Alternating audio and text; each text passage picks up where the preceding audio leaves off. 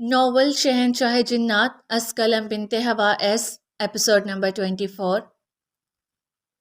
حرین کی بے بس تماشائی بنی آنکھوں سے آنسو ٹوٹ کر بہہ نکلے، جنہیں شہنشاہ نے اپنی پوروں پر لے لیا اور اس پر ایک طائرانہ نگاہ ڈالی۔ وہ اب صحت مند ہو گئی تھی، بالکل پہلے جیسی، لیکن شہنشاہ اسے یہ تاثر نہیں دینا چاہتے تھے۔ وہ پہلے جیسی ضرور تھی مگر اکیلی نہیں تھی، اس کے دل اور روح پر اب شہنشاہ کے پہرے لگ گئے تھے، اس کے ذہن اور بدن پر شہنشاہ کی چھاپ پڑ چکی تھی۔ وہ حرین کو بتانا چاہتے تھے کہ وہ اب ان سے جڑ گئی تھی، اس لیے خود کو پہلے جیسا نہ سمجھے۔ وہ پھر جھکی، حرین تڑپ تڑپ گئی، مزید من مانیاں سہنے کی ہمت نہیں بچی تھی، لیکن شہنشاہ کو کون روک سکتا تھا؟ ان کے لب اس کے کانوں کے قریب لائے۔ تاسوس زمایاست، حرین کا سانس سوکھ گیا۔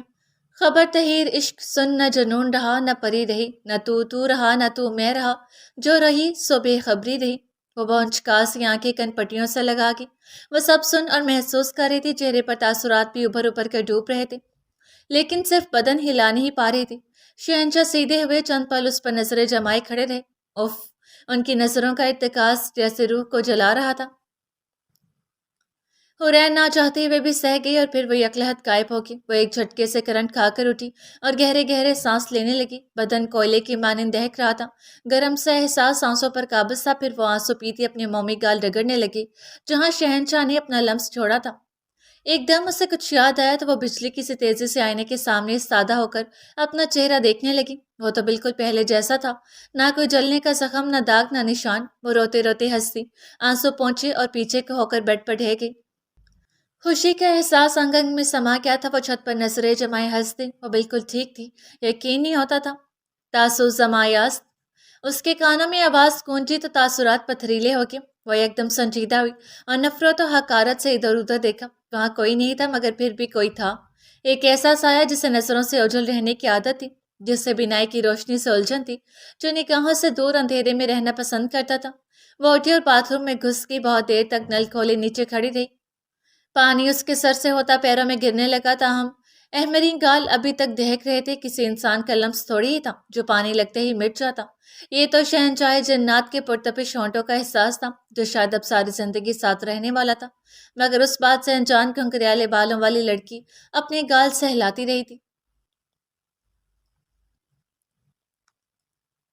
شہرام اسے گھر لے آیا تھا۔ سنابل پہلے تو خاصی جھجک رہی تھی، لیکن پھر جو ہوگا دیکھا جائے گا کہ مستاق اندر آ کے اسے یوں اچانک ایک اجنبی مرد کے ساتھ گھر میں داخل ہوتا دیکھ وہ دونوں میاں بیوی حقدق رہ گئی۔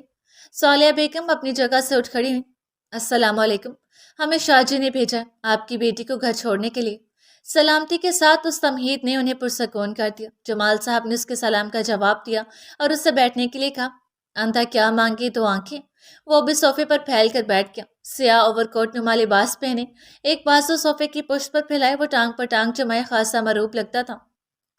چمکتی آنکھیں سنابل کے ہوائیاں اڑے چہرے پر مرکوز تھے۔ تم ٹھیک تو ہو بیٹا؟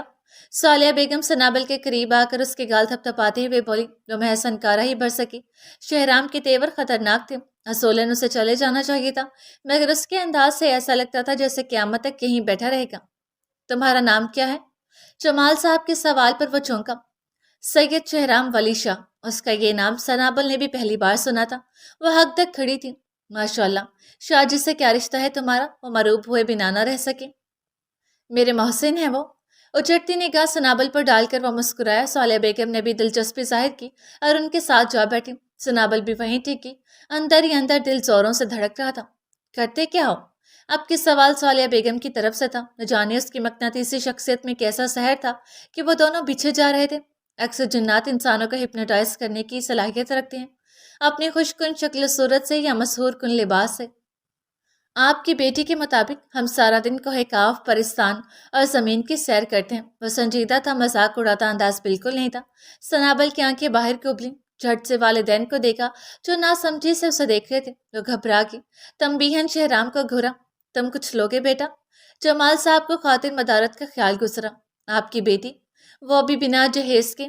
مانگ ایسی تھی کہ سنابل کی حد سے چھوٹ گئی اور اس کی شرارت سمجھ گئی تھی۔ ان کی قوت سماعت پر پہرے لگا کر وہ من مرضی کے جملے بول رہا تھا۔ دونوں میاں بیوی کچھ نہ سمجھتے ہوئے اسے معتجب نگاہوں سے دیکھ رہے تھے۔ ہمیں اجازت دیجیے، وہ اٹھنے لگا۔ ارے ایسے کیسے؟ آپ مہمان ہیں ہمارے، کچھ کھائے پیے بغیر تو ہم آپ کو نہیں جانے دیں گے۔ جمال صاحب کا بس نہیں چلتا تھا کہ اسے سینے سے لگا کر بھینچ لیتے یا چٹا چٹ بوسے دے ڈالتے۔ در حقیقت وہ تلسم زدہ ہو رہے تھے۔ ٹھیک ہے، اگلی بار آپ یہ شوق پورا کر لیجیے گا، وہ مسکرا دیے۔ میرے لیے تازہ انسانی خون اور کسی بڑے جانور کا گوشت تیار رکھے گا۔ سنابل کو ابکائی آتی محسوس ہوئی، جبکہ اس کے والدین بت بنے رہے۔ شہرام کی مانی خیز باتیں ان کی سماعت تک نہیں پہنچ پائی تھی۔ وہ اٹھا اور چند قدم چلتے سنابل کے قریب آیا۔ یکلہت بجلی گل ہو گئی۔ لاؤنج اندھیرے میں ڈوب گیا۔ دونوں میاں بیوی بوکھلائے، لیکن شہرام مستہ ہو کر جیسے نشے میں اس کے سامنے آن رکا۔ سنابل نے اس کا چہرہ دیکھا۔ وہ از حد سنجیدہ تھا۔ اسے جھک کر اس کی پیشانی پر اپنے لب رکھے تو اس کی قربت میں مچلتی وہ اس کے چوڑے سینے میں چھپ گئی۔ دونوں جیسے ان کی نگاہوں سے اوجھل ہو گئی تھی۔ وہ الگ ہوا تو سنابل نے آنکھوں کے کنارے صاف کیے۔ نہ جانے کیوں اس سے رونا آ گیا تھا۔ شہرام کے جاتے ہی وہ اپنے کمرے کی طرف بڑھ گئی۔ گھر ہنوز اندھیرے میں ڈوبا ہوا تھا۔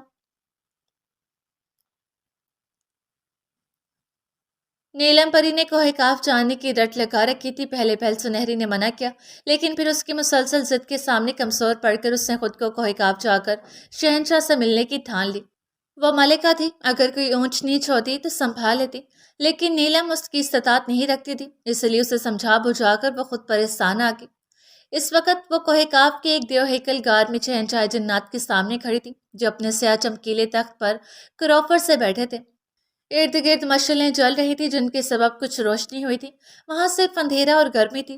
سنہری پری کو اس ماحول سے وحشت ہوئی کہ یہ جگہ پرستان کے بقا نور بنے شاہی محل سے قطعی مختلف اور دہشت ناک تھی، مگر وہ خود کو سنبھالے ٹکی رہی۔ اسے شہنشاہ کے سامنے کمزور نہیں پڑنا تھا اور اپنی بات منوا کر ہی دم لینا تھا۔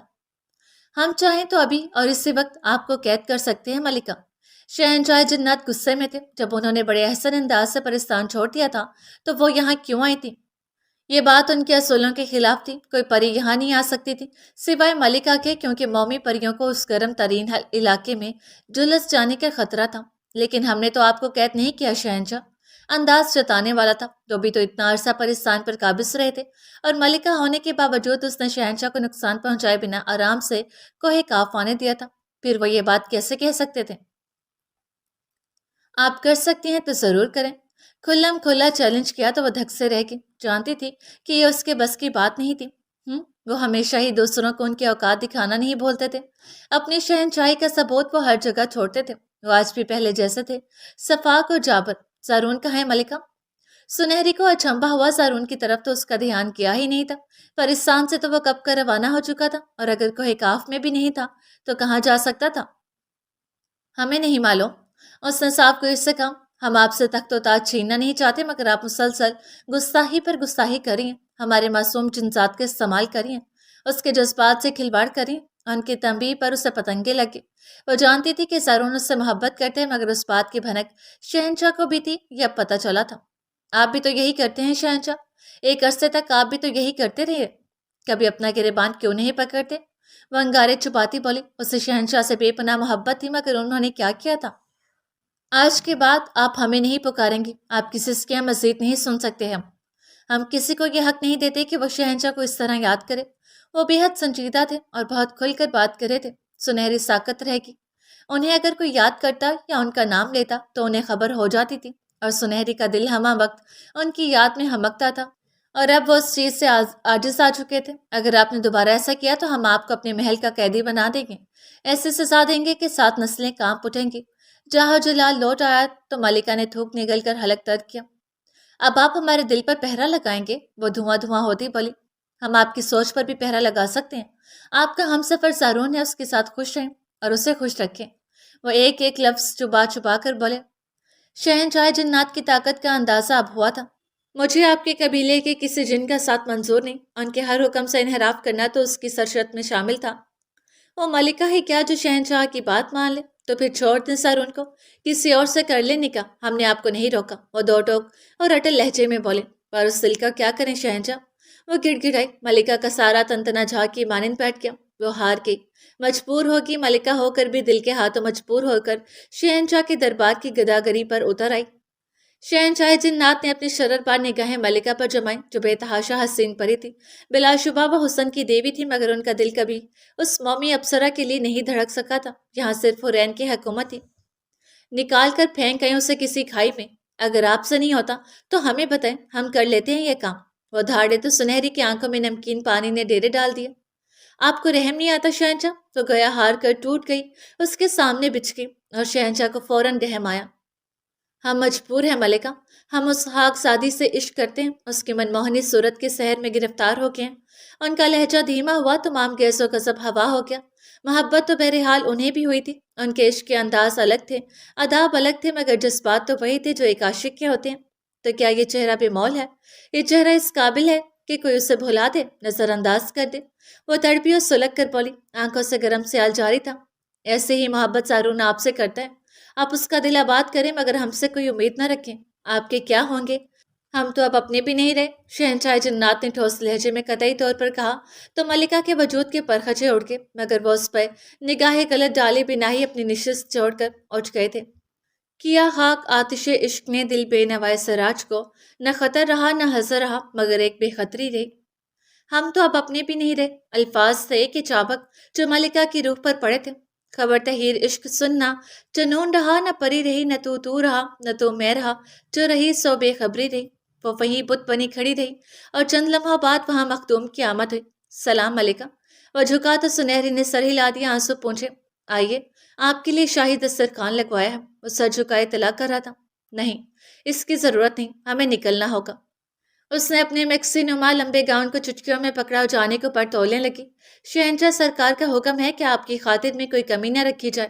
آپ کے لیے کمرہ تیار کر دیا ہے ملکہ، آج رات آپ یہیں قیام کریں گی، لیکن کل صبح آپ کو جانے سے کوئی نہیں روکے گا، اور آدم ساز جہاں سے بہت جلد صحتیاب ہو جائیں گے۔ آپ کو ان کی فکر کرنے کی ضرورت نہیں ہے۔ سنہری کے لبوں سے سسکاری نکلی، مگر اب کی بار شہنشاہ جنات کا حکم ٹالنا اس کے بس میں نہیں تھا۔ اس نے ہونٹوں پر احمری انگلیاں رکھ کر خود کو رونے سے باز رکھا۔ آپ جائیں، ہم آتے ہیں۔ جاری ہے۔